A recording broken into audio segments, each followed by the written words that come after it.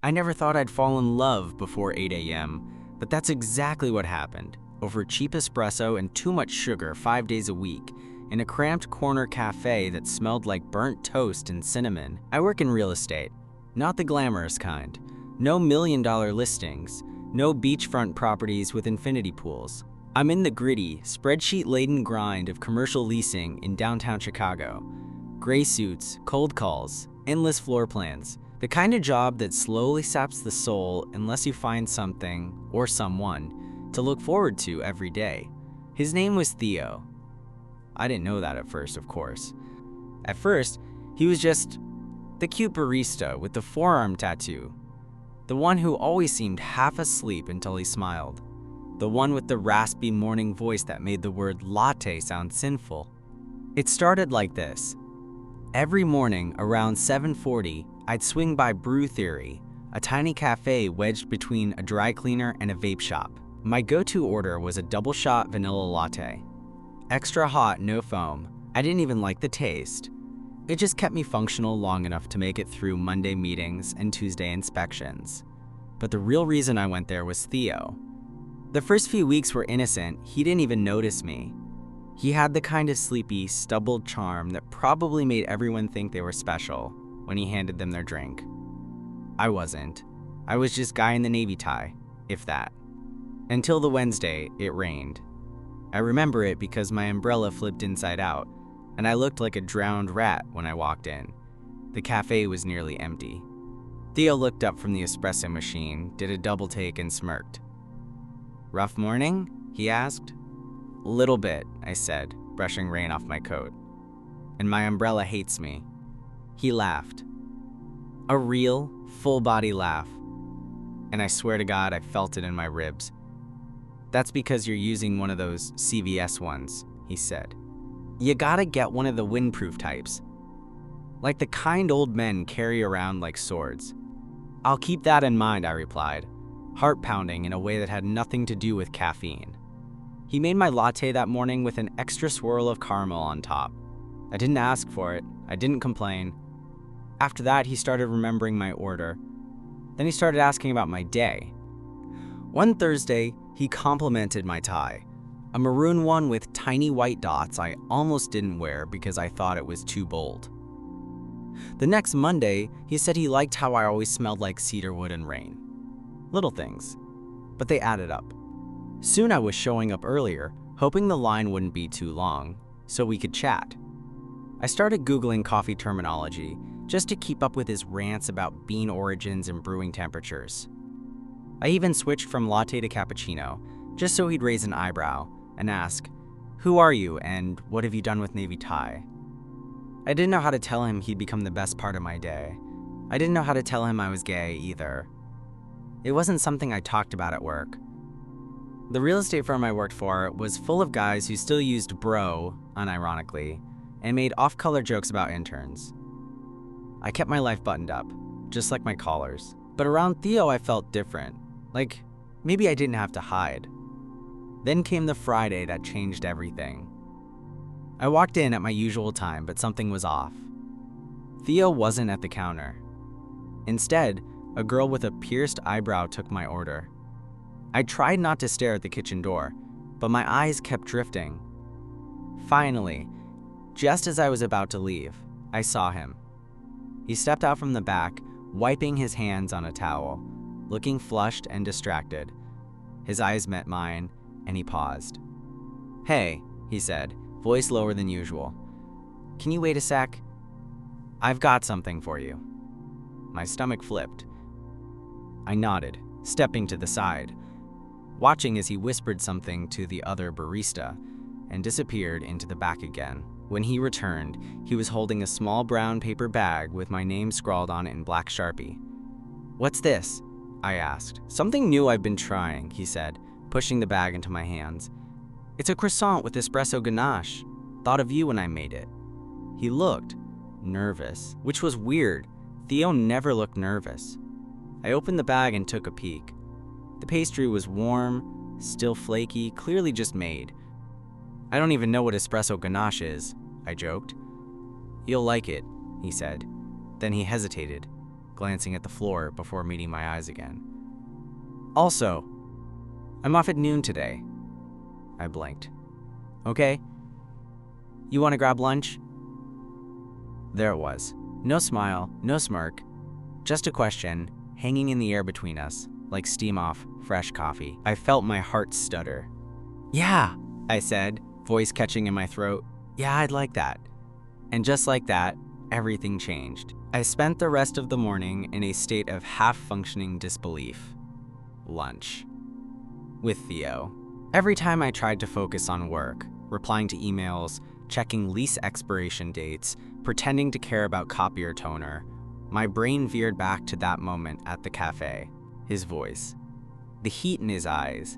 The casual way he said it, like it was no big deal, like he did this kind of thing all the time. I hadn't dated in nearly a year.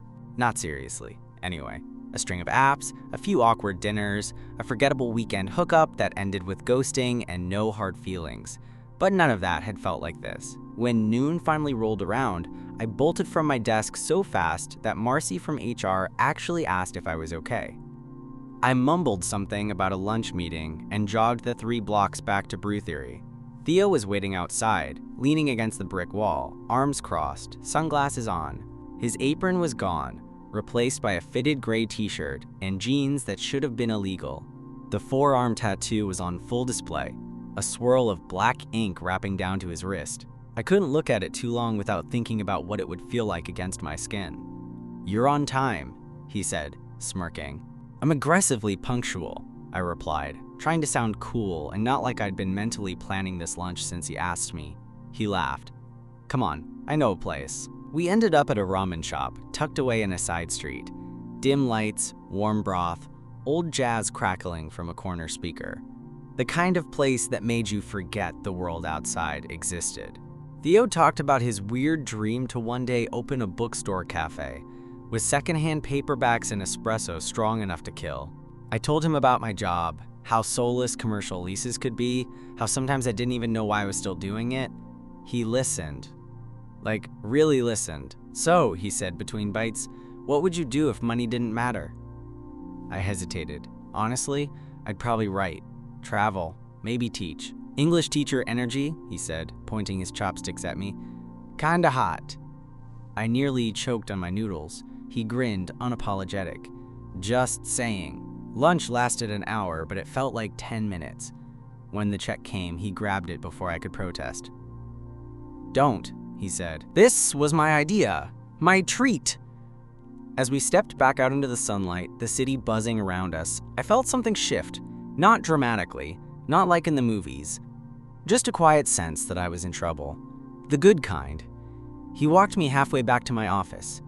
At the corner of Adams and Wells, he stopped.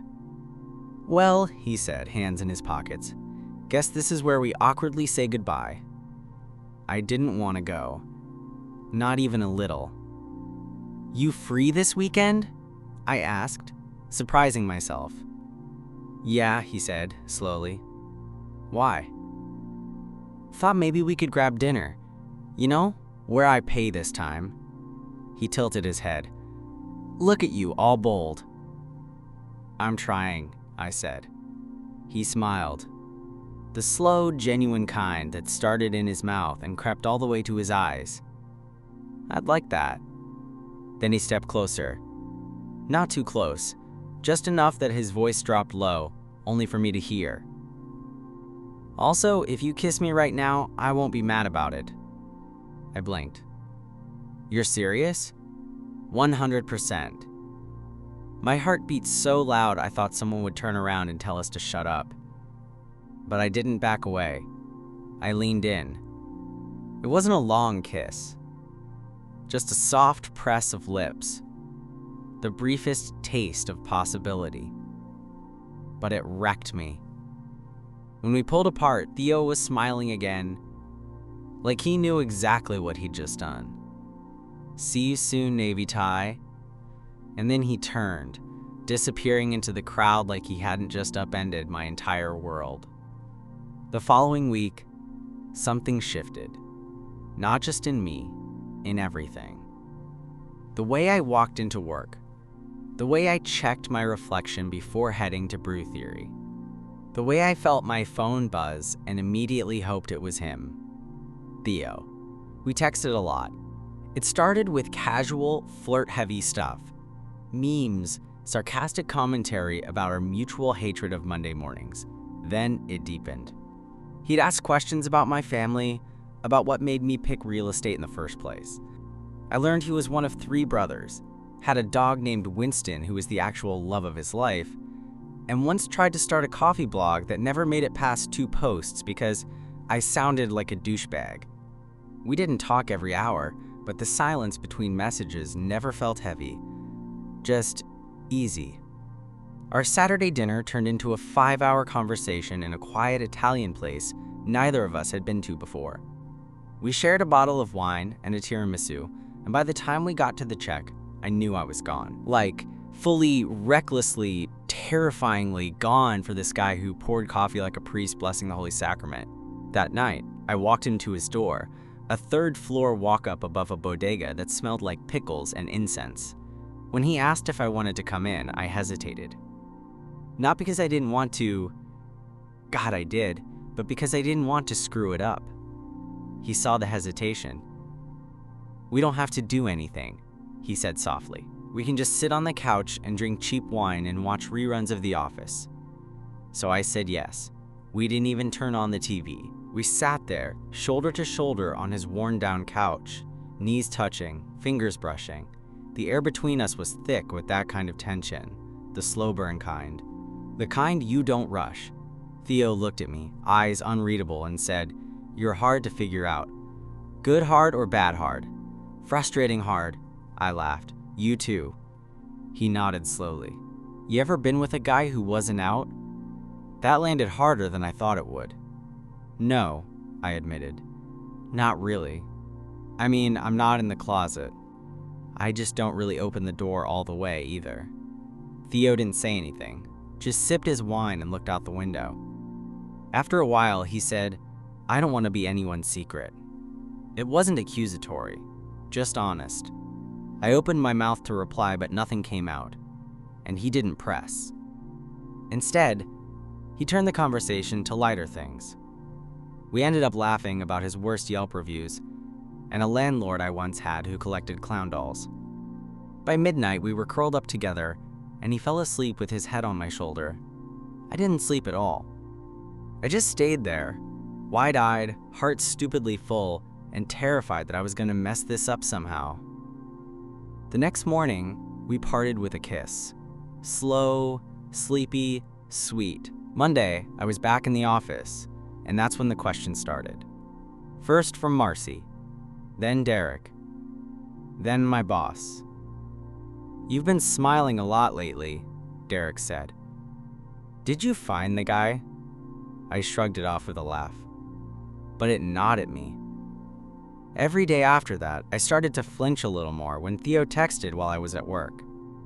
I delayed replies. I avoided talking about him out loud. Even when he made me laugh in public, I stifled it. And he noticed. By Thursday, our morning coffees had turned quiet again. The kind of quiet that doesn't feel peaceful. It feels like a warning. That Friday, I showed up to Brew Theory as usual, but Theo wasn't at the counter. Instead, a different barista handed me my drink. I frowned. "Is Theo not in today?" "He's here," she said, but didn't elaborate. I looked through the little kitchen window and saw him in the back, prepping trays. He didn't look up, didn't wave. I texted him as I walked out. "Everything okay?" No reply. I didn't hear from Theo that entire weekend. It was like some invisible switch had flipped. Thursday, we were trading kisses and inside jokes. By Friday, it was radio silence. At first, I told myself he was just busy, maybe sick, maybe swamped with early morning shifts and weird customers. But by Sunday afternoon, I was pacing my apartment, phone in hand, rereading our old texts, my anxiety twisting tighter with every hour that passed. By Monday, the silence was a scream. I walked into Brew Theory at my usual time, heart hammering in my chest. He was behind the counter this time, talking to a customer and laughing.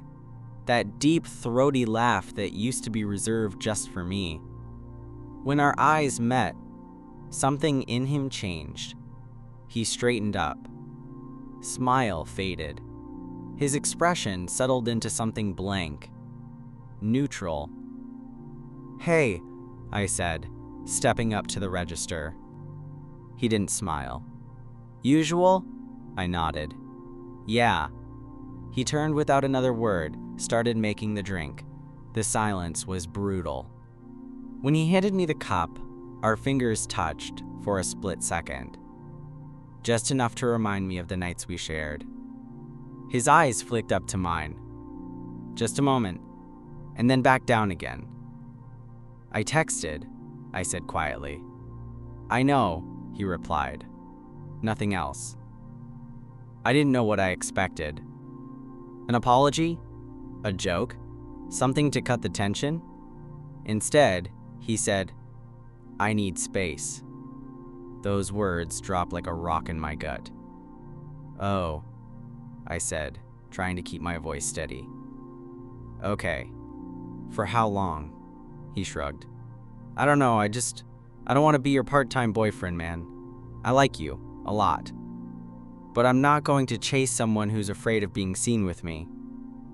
That one hit straight in the chest. Because he was right. I had been hiding him. Maybe not on purpose, but definitely out of fear. "I'm not ashamed of you," I said. "It's not like that." "Then what's it like?" he asked, finally looking at me. Because to me, it feels like I'm something you keep in a drawer. Take out when it's convenient.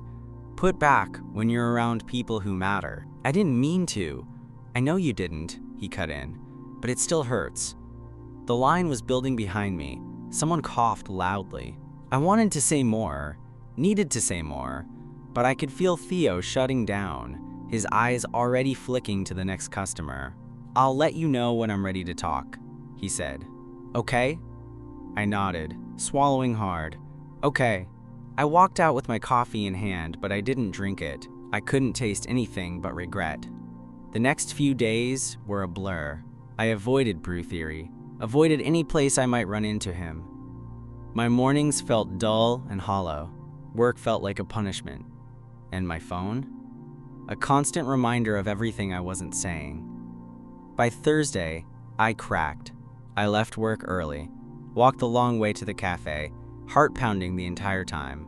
I didn't even know what I was going to say. I just knew I couldn't go another day with that silence between us. But when I turned the corner, Brew Theory was dark.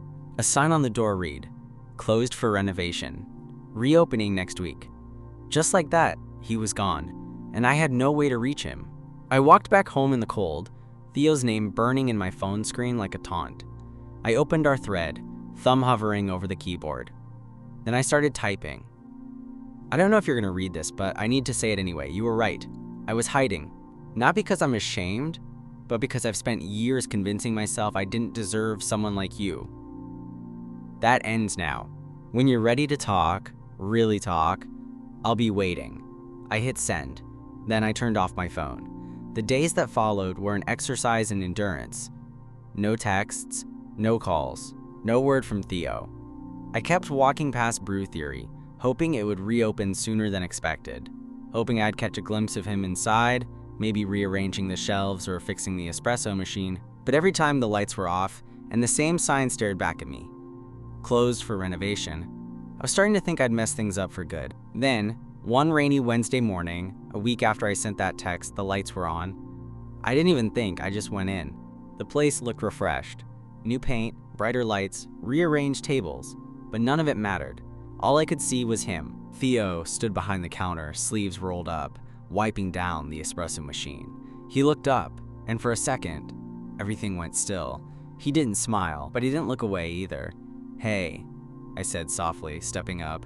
"Hey," he replied, voice unreadable. I took a breath. "The place looks great." "Thanks." The silence stretched.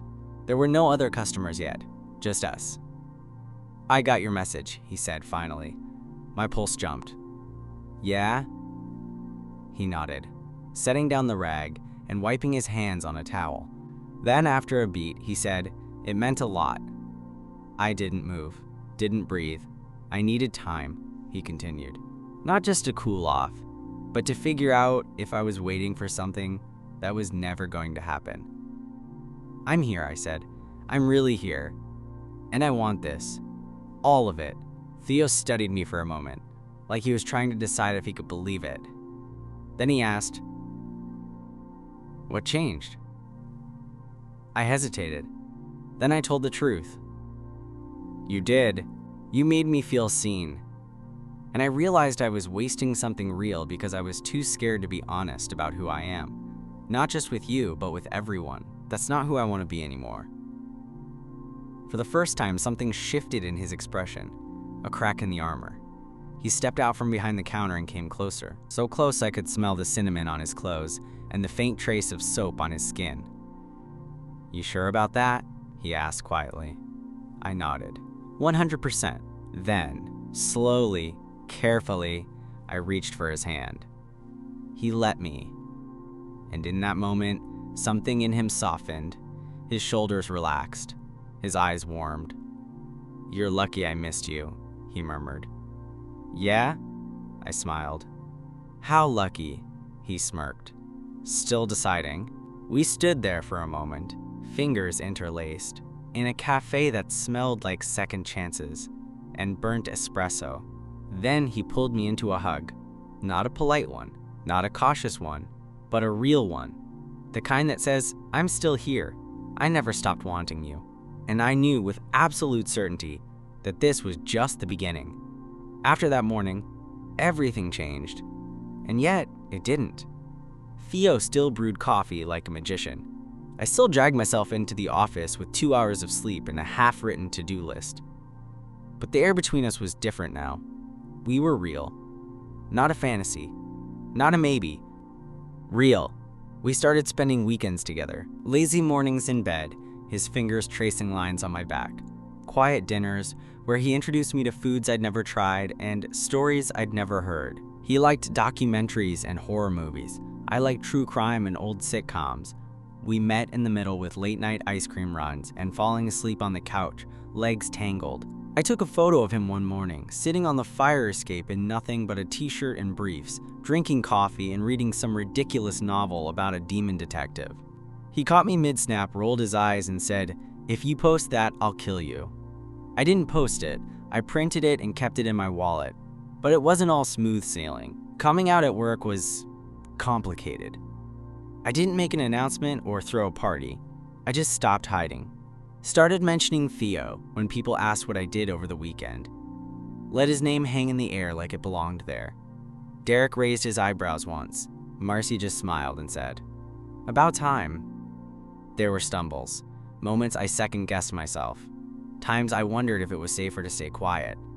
But Theo never pressured me. He just showed up, steady, certain. "You don't owe anyone an explanation," he told me once while we were lying on his couch, legs stretched across each other. "But you owe yourself the freedom to be happy." And I was. Happier than I'd been in years. The turning point came one Thursday evening when my office hosted a charity mixer. It was optional, and usually I bailed on those events. But that night, I asked Theo if he'd come with me. He didn't hesitate, just said, "What's the dress code? And can I wear black on black?" We walked in together. Just like that. No fanfare, no hesitation. I felt eyes on us, sure, but I also felt his hand in mine. Warm, solid. And I didn't let go. At the end of the night, we stood by the Riverwalk, city lights flickering in the water. Theo leaned on the railing, looking out at the skyline. "You ever think about where this is going?" he asked, voice casual, but something deeper running underneath. "All the time," I admitted. And I turned toward him, slid a hand to the back of his neck. "And I want to find out. With you," he smiled. That slow, sideways grin I'd fallen for on day one. "Good," he said, "because I'm not going anywhere."